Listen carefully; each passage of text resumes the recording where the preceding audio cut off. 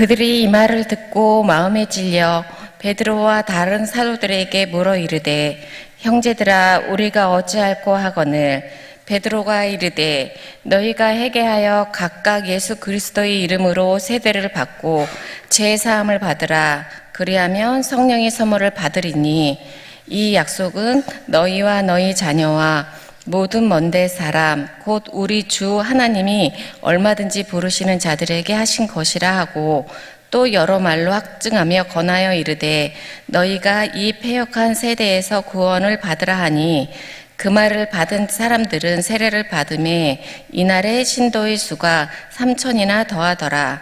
그들이 사도의 가르침을 받아 서로 교제하고 떡을 떼며 오로지 기도하기를 힘쓰니라. 아멘. 할렐루야. 신기하지 않습니까? 장마로에서 비가 많이 온다 했는데 웬일인지 우리가 나오는 새벽만큼 비를 멈추게 하셨어요.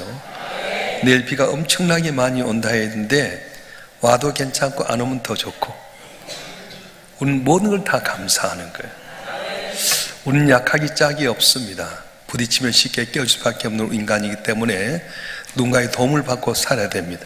그래서 의사의 도움도 받고 간호사의 도움도 받고 급하면 119의 도움도 받고 또 여러 가지 도움을 많이 받지만 인간의 도움은 한계가 있습니다. 그래서 하나님은 우리가 하나님의 도움을 받도록 하기 위해서 누굴 보내시냐면 성령님을 보내주셨어요.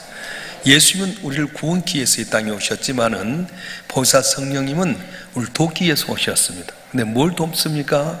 어린아이가 갈 길을 알지 못하고 의사표현을 잘 하지 못할 때에 엄마 아빠가 잘 의사를 알아가지고 그 뜻을 다 이루어준 것처럼 하나님은 우리 기도를 도와주신 겁니다. 그래서 우리가 마땅히 빌 바를 알지 못할 때 성령이 말할 수 없는 탄시로 우리에게 기도하신다 말씀하셨어요. 기도의 부족함을 보완해 주십니다. 기도에 올바르게 기도하십니다. 기도하는 통력을 통해 하나님의 능력을 받게 하시는데 그러면 우리는 어떻게 성령을 받을 수 있는가? 막연히 내 마음대로 성령 받을 수 있습니까? 그렇지 못합니다. 근데 오늘 성경에 보게 되면 중요한 말씀을 주셨는데 한번 읽어보겠습니다. 사도행전 2장 38절 말씀 시작. 베드로가 이르되 너희가 회개하여 각각 예수의 이름으로 세례를 받고 죄 사함을 받으라. 그리하면 성령의 선물을 받으리니. 아멘. 회개하여 죄 사함을 받으라. 회개하라고 하는데 회개한다고 하는 말은 뭐냐면 돌아선다 그런 뜻이에요. 삶의 태도를 바꾼다는 겁니다. 생각의 태도를 바꾸고 내 생활의 태도를 바꾸라고 하는 겁니다. 그 대표적인 케이스를 보면 마태복음 19장에 보면 부자 청년이 나오는데 예수님께 말씀합니다. 어떻게 하면 내가 영생을 얻으리까? 이 말은 오늘 우리가 어떻게 하면 성령을 얻으리까 하는 말과 똑같습니다. 근데 이 청년은 부자였습니다. 율법도 지켰습니다. 그리고 자기가 하는 거 다 했는데 예수님께서 뭐라고 말씀하시냐면 그럼 네가 있는 걸 가서 팔고 나를 따르라 그렇게 말했어요. 이 청년이 근심하고 돌아갔습니다. 이 청년은 자기가 가지고 있는 재산, 자기가 가지고 있는 지식, 자기가 가지고 있는 경험 모든 터전 위에 영생을 얻으려고 했습니다. 이게 바로 문제입니다. 우리가 좋은 물을 마시려면 가지고 있는 그릇을 깨끗이 비우고 깨끗하게 설거지한 다음에 거기다 다른 걸 넣어야 되는 거지 그냥 안 되는 거야. 여러분 라면 끓여 먹는데 어떤 사람 라면 끓여 먹었던 그릇에다 그대로 라면 끓여 먹어도 되겠어요? 그것을 깨끗이 닦아서 새롭게 해야 되듯이 우리가 하나님께 회개하여서 저 앞에 돌아오라고 말씀한 겁니다. 자, 쉽게 말하면 공부 못하는 애가 어떻게 하면 공부 잘하는 법을 배울까? 그래서 공부하는 법을 배웠습니다. 아, 이렇게 하면 공부를 잘할 수 있어. 이렇게 하면 공부를 잘해. 그런다고 해서 그 애가 공부 잘합니까? 아닙니다. 이 애의 생활 태도가 달라져야 돼. 얘는 공부하면서 항상 이어폰 꽂고 다른 노래 들으면서 집중하지 못한 가운데 있었는데 아무리 공부하는 방법 배우면 뭘 합니까? 자기의 태도를 바꿔야 돼요. 공부를 잘하려고 한다고 한다면 집중할 수 있게끔 방법을 배우는 것처럼 오늘 또 우리가 성령을 받으려면 어떻게 해야 되냐? 내가 가지고 있던 생활의 방식에서 벗어나서 집중적으로 주님을 받을 수 있게 하려면 어떻게 하냐? 회개하고 죄 사함을 받으라. 그러니까 여러분 계속 교회 나와서 우리가 기도할 때마다 첫째 했던 기도 중에 뭐냐면 하나님 이것저것 주어서 감사합니다. 그런데 이 주신 것 갖고 이렇게 살지 못했습니다. 아직도 미워했습니다. 순종하지 못했습니다. 나는 미워했습니다. 사랑을 베풀지 못했습니다. 용서하여 주시옵소서. 항상 이 용서가 들어가야 되는 거예요. 할렐루야. 그래서 우리 삶의 태도가 바꿔질 때 그때 은혜를 받게 됩니다. 자, 성경에 보면 생활의 방식을 바꾼 사람의 대표적인 케이스가 삭개오라고 하는 사람입니다. 삭개오는 세리장이었어요. 오늘날 말하면 세무서정과 같은 사람입니다. 그런데 항상 그의 마음속에는 자기에 대한 불만이 있었어요. 왜냐? 나라와 민족을 위해서 살길 원했는데 뜻하지 않게끔 세리장이 되어가지고 자기 백성들의 모든 걸 착취해가지고 로마에 바치다 보니까 백성들에게 욕을 얻어먹고 손가락질 받을 때 자기 자신의 불만이 있었어요. 그런데 들리는 소문이 예수님이라고 하는 분, 하나님의 아들이라고 하는 분이 지나가는데 그분을 만나면 내 문제 해결할 수 있겠다. 내가 봐도 내가 너무 안타깝게 짝이 없는데 어떻게 하면 내가 내 삶의 변화를 이룰 수 있을까? 그래서 키가 작은 삭개오가 예수님 만나러 갔는데 사람들이 인산인해를 빌어서 키 작은 이 삭개오가 예수님 보지 못합니다. 그래서 어디로 예수님이 갈 건가 봐가서 예수님 가는 길가로 미리 가고 돌감람나무 이리 가서 이렇게 보는 가운데 예수님 보셨어요. 한 번도 만나본 적이 없는 예수님이 삭개오 내려오너라. 내가 오늘 너희 집에 유하게 되겠다. 그때 뭐라고 말합니까? 주님, 내 재산을 절반이나 팔아서 가난한 자에 주고 있고 남의 것을 착취했고 토색한 거 있으면 4배나 갚겠습니다. 삶의 태도가 바꿔져서 그렇습니다. 내가 여태까지 해왔던 잘못된 습관 갖고 성령 받으면 안 된다는 거예요. 뭐 해라? 회개해라. 삶의 태도를 바꿔라. 생활의 태도를 바꿔라. 생각의 태도를 바꿔라. 그리고 주 앞에 언제 집중해라 말씀합니다. 여러분이 가지고 있는 지금 생활 태도 갖고는 안 된다는 거예요. 할렐루야. 주님은 성령을 통해서 우리 삶을 도와주길 원하는데 어떻게 해야 성령 받느냐? 회개해라. 네가 가졌던 삶의 태도, 생활의 방식, 생각의 방식을 바꿔라. 이제는 주님이 원하신 성경의 말씀대로 순종해 살아갈 때에 우리 가운데 성령이 임하게 되고 여태까지 경험하지 못했던 하나님의 능력과 기적을 체험하는 복된 삶이 되어질 줄로 믿습니다. 할렐루야. 자, 오늘 본문의 말씀에 보게 되면 제자들의 이름들이 나와요. 제자들의 이름이 나오게 되는데 한번 읽어볼까요? 제자들의 이름이 이렇게 나오게 되는데 사도행전 1장의 내용 봅시다. 사도행전 1장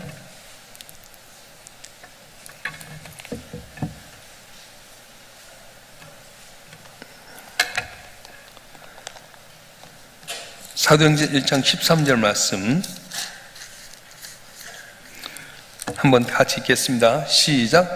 들어가 그들이 유하는 다락방으로 올라가니 베드로, 요한, 야고보, 안드레와 빌립, 도마와 바돌로메, 마테와 알피오의 아들 야고보, 셀로닌 시몬, 야고보의 아들 유다가 다 거기 있어. 자, 잘 보세요.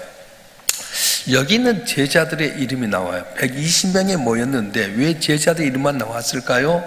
이 제자들의 모습이 어떠냐면 정말 초라하게 짝이 없습니다.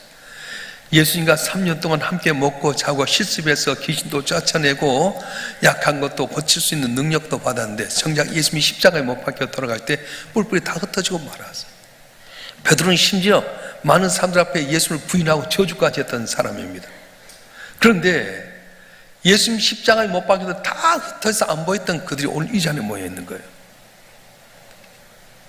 정말로 보잘것없고 미약한 그들이 이 자리에 모여서 뭘 했을까요?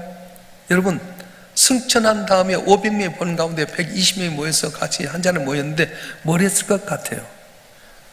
누가 기도합시다 말도 안 했을 거예요. 우리 집회합시다 말도 안 했을 거예요. 이따가 누군가 한돌이 주님, 우리가 잘못했습니다.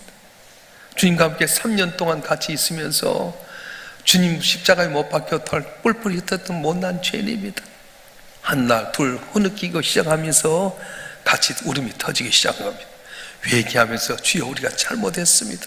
부족합니다. 주여 은혜를 베풀어 주시옵소서.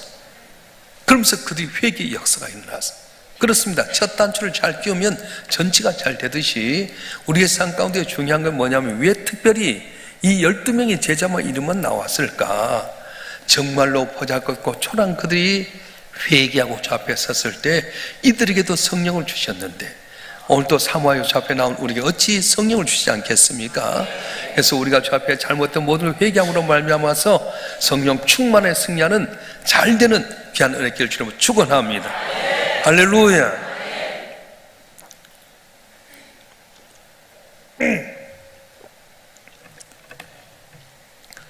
근데 오늘 본문의 말씀에 보게 되면 중요한 이야기를 하는데요. 우리 먼저 사도행전 5장 32절 말씀 한번 읽어보겠습니다. 사도행전 5장 32절 시작. 우린 일의 증인이요 하나님이 자기의 순종하는 사람들에게 주신 성령도 그러하니라 하더라. 아멘. 어떤 사람들에게 성령 주신다? 순종하는 사람에게 주신 성령, 이렇게 말했어요. 500명이 감람산에서 예수님 승천할 때 보았습니다. 그때 예수님이 뭐라고 말씀하셨습니까? 그때 주신 말씀이 아버지의 약속을 얻기까지 예루살렘을 떠나지 말라, 그렇게 말씀하셨어요. 그들이 예수님의 말씀을 듣고 감람산에서 예루살렘에 올라가지고 마가의 다락방에 들어가서 같이 있게 됩니다. 그런데 여러분 보세요. 너무도 보잘것없는 그들이 지금 이제 예수님 사람 잡아 죽이려고 하는데 어디서 뭘 하겠어요? 그런데 예루살렘에 모였어요. 만약에 잡히면 집단 학살 당할 수 있습니다. 그들은 문득 그런 생각을 했을 겁니다. 예수님께서 예전에 했던 그런 말씀들을 마음판에 새겼을 겁니다. 그래서 예전에 했던 예수님께서 하셨던 말씀이 뭐냐면 누가복음 2장 49절 말씀 한번 읽어보겠습니다. 누가복음 2장 49절 시작. 예수께서 이르시되 어찌하여 나를 찾으셨나이까? 내가 내 아버지 집에 있어야 될 줄 알지 못하십니까? 하니. 누가복음 2장 49절 맞아요?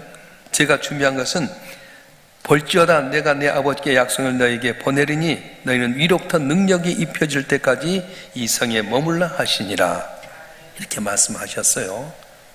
아버지의 약속하신 것을 너에게 보내리니 너는 위로부터 능력으로 입혀질 때까지 이 성에 머물라 하시니라. 얼마나 급합니까? 그래서 이 제자들은 이 말씀대로 마가의 다락방에 와서 같이 함께 모였습니다. 모여서 뭘 했을까요? 기도했다는 거예요.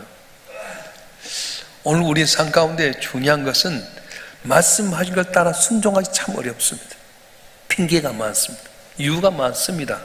여러 가지 바쁜 일이 많습니다. 그러다 보니까 가장 좋은 성령을 주셨는데도 불구하고 성령 아니고 다른 것을 얻다 보니까 항상 잘 믿다 해도 힘들고 어렵게 짝이 없어요. 어떤 이제 백인들이 인디언 마을을 포위했습니다. 약 150명의 인디언들을 포위해서 이제 그들을 다 전멸할 수밖에 없는, 눈이 펑펑펑펑 쏟아졌습니다. 그래서 이제 이렇게 추운 날씨에 그래 우리 보초 몇 명만 지키면 눈이 오니까 발자국이 나면 도망가고 다 쫓아갈 수 있다. 몇 명만 보초 지켜라. 그리고 다 막사에 쉬고 있었는데 이거 하루가 지나도 잠잠한 거예요. 웬일이지? 봤더니 발자국이 하나가 나 있었어요. 뭐 발자국 하나 정도는 아무것도 아니겠지. 뭐 한 놈 도망갔는데 그렇게 있었는데 저녁이 되고 그 다음날이 됐는데 아무 반응이 없는 거예요. 야, 이상하다 하고 들어가 봐라 했더니 아무도 없는 거예요. 왜 그러냐? 눈이 오면서 다 이제 이 사람 보초들만 입고 있는데 인디언 지점이 고민합니다. 어떻게 하면 살 수 있을까? 그래, 우리가 만약에 발걸음 다 해서 여러 방향으로 한 방향에서 여러 발자국 있으면 쫓아 전멸당하니까 저들이 볼 때 한 사람만 도망같이 하자. 내가 먼저 앞장설 테니까 내가 건너온 발자국만 내가 받고 와라. 말을 하지 말아라. 내 발자국만 따라와라. 그래서 추장이 먼저 보폭을 어린아이부터 노인까지 다 걸 수 있는 자그마하게 해서 발걸음을 하나씩 해서 150명이 빠져나오는데 그 발자국만 받고 오니까 한 사람이 빠져나간 줄 알고 하나 도망간 거 찾아가봤자 고생이다. 하나 정도 놔둬라. 그렇게 해서 살았다는 거예요. 이해하지 못하지만 순종할 때 기적이 일어납니다. 사는 성도 여러분, 저와 여러분에게 주신 하나님의 말씀 매 순간마다 말씀을 주시는데 그 말씀을 이해하지 못해 순종하게 되면 나도 못해 성령이 임하게 되고 능력을 발하게 되고 내 힘이 아니라 주의 은혜로 말미암아 잘 되는 은혜가 있는데 이번 하반기 특별 세교를 통해서 하나님마다 잘 되는 성령 충만에 승리하는 여러분 모두가 되기를 주님 축원합니다. 자, 그런데 그들이 말씀에 순종해서 모여서 뭐 됐게요?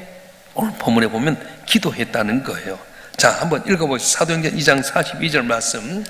사도행전 2장 42절. 같이 한번 읽겠습니다. 시작. 그들이 사도의 가르침을 받아 서로 교제하며 떡을 떼며 오로지 기도하기를 힘쓰니라. 아멘. 오로지 기도에 힘쓰니라. 1장 14절에서도 마음을 같이 오로지 기도에 힘쓰더라 이렇게 말합니다. 계속해서 하는 게 뭐냐면 사도행전 2장 44절에 이 사람들이 다 함께 모였다 이야기하고 46절은 날마다 마음을 같이 하여 그렇게 이야기하고요. 2장 40절 한 마음으로 4장 30절 한 마음과 한 뜻이 되어 이렇게 이야기했어요. 그게 뭐냐면 기도했는데 한 마음이 됐다는 거예요. 오늘 저와 여러분 한 분 한 분 여기 많은 수가 모였는데 한 마음이 중요합니다. 처마 끝에 떨어진 물방울 하나가 똑똑 떨어지는데 이 물방울이 한 곳에만 패면 깊은 쇳덩어리도 시멘트로 파이게 되는 것처럼 우리가 한 마음으로 성령을 구하면 성령이 우리 가운데 임하게 되고 내가 상상치 못할 기적이 오늘 또 일어날 줄로 믿습니다. 중요한 건 한 마음이에요. 그래서 성령이 도와주시는데 오늘 말씀은 우리가 성령이 우리 가운데 임하게 해 주시옵소서. 내가 순종하지 못했던 거 회개하오니 용서해 주시옵소서. 회개합니다. 삶의 태도를 바꾸겠습니다. 생각을 바꾸겠습니다. 부정적인 생각이 긍정적으로 항상 소극적인 생각이 적극적인 생각을 바꾸겠습니다. 특별히 말씀하신 내가 따르겠습니다. 이해하지 못하지만 말씀대로 순종하겠습니다. 성령이여 우리 가운데 임자하여 주시옵소서 고백하면 약속하신 하나님께 성령 충만케 하셔서 우리 모두가 승리하는 은혜를 주실 줄로 믿습니다. 잘 될 줄 믿습니다. 자, 우리 두 손 들고 오늘 주신 말씀 성령 받으면 어떻게 해야 되냐? 회개해라, 순종해라, 한 마음으로 기도해야 했던 것처럼 집중적으로 많은 기도 제목이겠지만 성령이 오셔서 내 삶을 도와달라고 구체로 주여 삼창하고 동시로 기도하겠습니다.